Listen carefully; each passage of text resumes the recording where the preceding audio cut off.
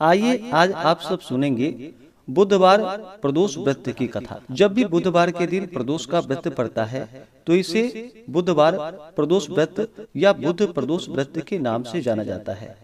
जो भी भक्त सच्ची श्रद्धा के साथ, नियम और निष्ठा के साथ बुध प्रदोष का व्रत करते हैं, इस दिन भगवान शिव जी का पूजन करते हैं, साथ में शिव परिवार का पूजन करते हैं, तो इस व्रत के प्रभाव से मनुष्य के सभी प्रकार के पापों का नाश होता है तथा मनुष्य सदा ही सुखी रहता है। इस व्रत को अगर विधवा स्त्री धारण करे तो उन्हें धर्म की प्राप्ति होती है। सुहागन नारियों का सुहाग अटल रहता है, बंदी कारागार से छूट जाते हैं। जो स्त्री पुरुष जिस कामना को लेकर के इस व्रत को धारण करते हैं, उनकी सभी कामनाएं देवादिदेव महादेव जी पूरी करते हैं। सूत जी कहते हैं कि त्रयोदशी का व्रत करने वाले को 100 गायों को दान करने का पुण्य फल प्राप्त होता है। इस व्रत को जो विधि विधान के साथ करता है, उसके सभी प्रकार के दुख दूर होते हैं। प्रदोष व्रत के दिन विशेष प्रकार से भगवान शिव जी का सुबह और शाम के वक्त पूजन करना चाहिए। खास करके शाम के समय में, जो प्रदोष काल का समय होता है, उस समय में भगवान शिव जी जो कि प्रसन्न मुद्रा में होते हैं। प्रदोष काल का समय जो कि सूर्यास्त से 1 घंटे पहले और 1 घंटे बाद तक के बीच का जो समय होता है, यह समय प्रदोष काल का होता है। इस दौरान विशेष करके भगवान शिव जी का पूरे विधि विधान के साथ पूजन करना चाहिए, कथा श्रवण करनी चाहिए, शिव चालीसा आदि का पाठ करना चाहिए, भगवान शिव जी के स्तोत्र आदि का पाठ या श्रवण करनी चाहिए। इससे भगवान शिव जी अपने भक्तों के सभी प्रकार के दुखों को दूर करते हैं। बुधवार त्रयोदशी व्रत को धारण करने से सभी कामनाएं सिद्ध होती है। इस दिन भगवान शिव जी के साथ साथ भगवान गणेश जी का भी आशीर्वाद प्राप्त होता है। इस बार ज्येष्ठ मास शुक्ल पक्ष की त्रयोदशी तिथि प्रारंभ समय 19 जून 2024 दिन बुधवार सुबह 7:19 और त्रयोदशी तिथि की जो समाप्ति है वह 20 जून 2024 दिन गुरुवार सुबह 7:51 पे। इस व्रत को प्रदोष व्यापनी ली जाती है। तो प्रदोष काल का समय जो कि हमें 19 जून को प्राप्त हो रहा है, तो सभी भक्तजन 19 जून बुधवार को प्रदोष का व्रत धारण करेंगे। जब भी प्रदोष व्रत बुधवार के दिन पड़ता है तो इसे बुधवार त्रयोदशी प्रदोष व्रत के नाम से जाना जाता है। इस दिन व्रत को धारण करने से मनुष्य की सभी इच्छाएं पूर्ण होती है। 19 जून को जो सूर्योदय का समय है, वह समय सुबह 5:08 और सूर्यास्त शाम 6:51। प्रदोष काल पूजन का समय 19 जून को शाम 5:51 से शाम 7:51 तक होगा। ब्रह्म मुहूर्त का समय सुबह 4:02 से सुबह 4:42 तक होगा। 19 जून को योग जो कि सिद्धि योग होगा, रात्रि 9:19 तक। उसके बाद साध्य योग। इस दिन सर्वार्थ सिद्धि योग, अमृत सिद्धि योग और रवि योग भी बन रहा है, जो कि शाम 5:23 से अगले दिन सुबह 5:24 तक होगा। नक्षत्र जो कि विशाखा नक्षत्र शाम 5:23 तक। उसके बाद अनुराधा नक्षत्र। इस दिन गोधूली मुहूर्त का समय शाम 7:20 से शाम 7:40 तक होगा। राहु काल का समय दोपहर 12 बजे से लेकर के दोपहर 1:42 तक होगा। राहु काल समय के दौरान कोई भी शुभ कार्य या नया कार्य नहीं करना चाहिए, यह लाभकारी नहीं होता है, इस बात का ध्यान रखें। तो आइए पहले भगवान भोलेनाथ का ध्यान करते हैं, इसके बाद फिर कथा को श्रवण करेंगे। ओम ध्यायेत नित्यं महेशं रजत गिरिनिभं चारुचंद्रावतंसं रत्नाकल्पोज्ज्वलांगं परशुमृगवराभीतिहस्तं प्रसन्नं पद्मासीनं समन्तात् अस्तुतममर्ग्नैर्व्याघ्रकीर्तिं वसानं विश्वाद्यं विश्वबीजं निखिलभयहरं पंचवक्त्रं त्रिनेत्रम्। ओम नमः शिवाय। तो बोलिए प्रेम से भगवान भोलेनाथ की जय, माता पार्वती की जय, भगवान गणेश की जय। एक समय सभी प्राणियों की हितार्थ परम पवित्र भागीरथी के तट पर ऋषि समाज द्वारा विशाल गोष्ठी का आयोजन किया गया। विज्ञ महर्षियों की एकत्रित सभा में व्यास जी के परम शिष्य पुराण वेत्ता श्री सूत जी हरि कीर्तन करते हुए पधारे। सूत जी को देखकर शौनकादि 88,000 ऋषि मुनियों ने उन्हें दंडवत प्रणाम किया। महाज्ञानी सूत जी ने भक्ति भाव से ऋषियों को हृदय से लगाया तथा आशीर्वाद दिया। विद्वान ऋषिगण और सब शिष्य आसनों पर विराजमान हो गए।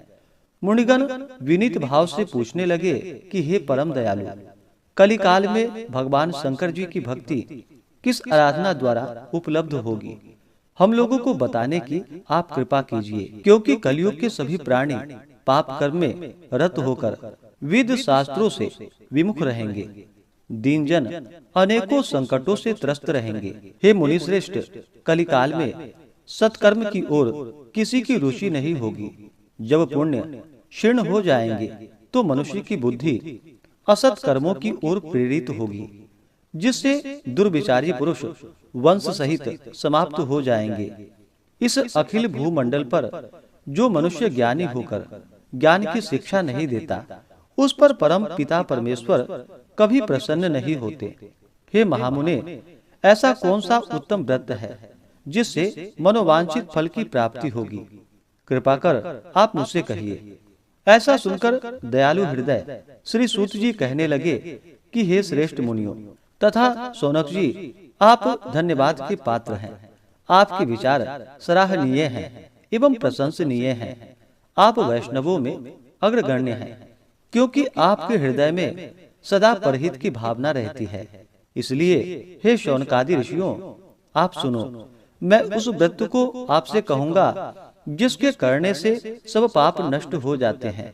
धन वृद्धि कारक, दुख विनाशक, सुख प्राप्त कराने वाला, संतान देने वाला, मनोवांछित फल प्राप्ति कराने वाला यह व्रत तुमको सुनाता हूँ, जो किसी समय भगवान शंकर जी ने सती जी को सुनाया था, और उनसे प्राप्त यह परम श्रेष्ठ उपदेश मेरे पूज्य गुरु जी ने मुझे सुनाया था, जिसे आपको समय पाकर शुभ वेला में मैं सुनाता हूँ। आयु वृद्धि, स्वास्थ्य लाभ हेतु रवि प्रदोष का व्रत करे। अभिष्ट सिद्धि की प्राप्ति के लिए सोम प्रदोष का व्रत करे। रोगों से मुक्ति और स्वास्थ्य लाभ हेतु मंगल प्रदोष का व्रत करे। सभी कामना की सिद्धि के लिए बुध प्रदोष का व्रत करे। शत्रुओं पर विजय की प्राप्ति के लिए तथा शत्रुओं के विनाश के लिए गुरुवार बृहस्पति प्रदोष का व्रत करे। सौभाग्य, स्त्री की समृद्धि के लिए शुक्र प्रदोष का व्रत करे। पुत्र प्राप्ति हेतु शनि प्रदोष का व्रत करे। प्रदोष व्रत के दिन प्रातः काल स्नान कर निराहार रहकर शिव जी का ध्यान करे। शिव जी के ध्यान में मग्न हो शिव मंदिर में जाकर शंकर जी की पूजा करे। पूजा के पश्चात अर्धपुंड त्रिपुंड का तिलक धारण करे। बेलपत्र चढ़ाएं, धूप दीप अक्षत से पूजा करे। ऋतु फल चढ़ाएं। ओम नमः शिवाय मंत्र का रुद्राक्ष की माला से जप करे। ब्राह्मणों को भोजन कराकर सामर्थ्य के अनुसार दक्षिणा दे। तत्पश्चात मौन व्रत धारण करे। व्रती को सत्य भाषण करना आवश्यक है। प्रदोष का व्रत जो कि 11 या 26 त्रयोदशी व्रत करनी चाहिए। इसके बाद फिर व्रत का उद्यापन करना चाहिए और हवन की आहुति देनी चाहिए। इससे अभिष्ट फल की प्राप्ति होती है। व्रती पृथ्वी पर शयन करे, इससे सर्व कामना सिद्ध होती है। और यह व्रत श्रावण मास में हो तो इसका विशेष महत्व होता है। यह सर्व सुख धन आरोग्यता देने वाला है। यह व्रत इन सब मनोरथों को पूर्ण करता है। हे ऋषिवरों, यह प्रदोष व्रत मैंने जो आपको बतलाया, किसी समय शंकर जी ने सती जी को और वेद व्यास मुनि ने मुझको सुनाया था। शौनकादि ऋषि बोले कि हे पूज्यवर महामते, आपने यह व्रत परम गोपनीय मंगलप्रद कष्ट निवारक बतलाया है। इस प्रकार आप हमें प्रदोष व्रत की कथा को सुनाइए। सूत जी बोले, ऋषियों, अब मैं आपको बुध त्रयोदशी प्रदोष व्रत की कथा सुनाता हूँ। आप ध्यान पूर्वक सुनिए। प्राचीन काल की कथा है। एक पुरुष का नया नया विवाह हुआ था। वह गौने के बाद दूसरी बार पत्नी को लिवाने अपनी ससुराल पहुंचा।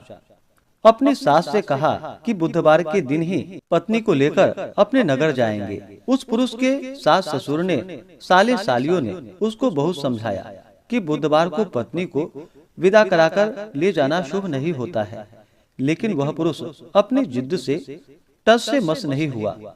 विवश होकर सास ससुर ने अपने जामाता और पुत्री को भारी मन से विदा कर दिया।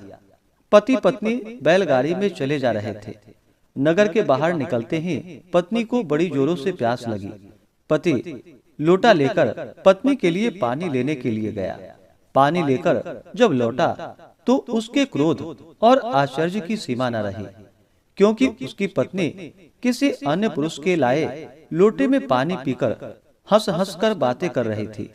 क्रोध में आग बबूला होकर वह उस आदमी से झगड़ा करने लगा, मगर यह देखकर उसके आश्चर्य की सीमा न रही कि उस पुरुष की शक्ल उस आदमी से हूबहू मिलती है। हम शक्ल आदमियों को झगड़ते हुए जब काफी देर हो गई तो वहां आने जाने वालों की भीड़ एकत्रित हो गई। सिपाही भी वहां पर आए। सिपाही ने स्त्री से पूछा कि इन दोनों में से कौन सा आदमी तेरा पति है, तो वह बेचारी असमंजस में पड़ गई, क्योंकि दोनों की शक्ल एक दूसरे से बिल्कुल ही मिलती थी। बीच राह में अपनी पत्नी को इस तरह देखकर उस पुरुष की आंखें भर आई। वह भगवान शंकर जी से प्रार्थना करने लगा कि हे भगवान, आप मेरी और मेरी पत्नी की रक्षा कीजिए। मुझसे बड़ी भूल हो गई जो मैं बुधवार को पत्नी को विदा करा कर लाया। भविष्य में ऐसा कदापि अपराध नहीं करूंगा। उसकी वह प्रार्थना जैसे ही पूरी हुई कि दूसरा पुरुष अंतर ध्यान हो गया और वह पुरुष सकुशल अपनी पत्नी के साथ अपने ससुराल पहुंच गया। उस दिन के बाद पति पत्नी नियम पूर्वक बुधवार प्रदोष का व्रत करने लगे। तो बोलिए प्रेम से भगवान भोलेनाथ की जय, माता पार्वती की जय।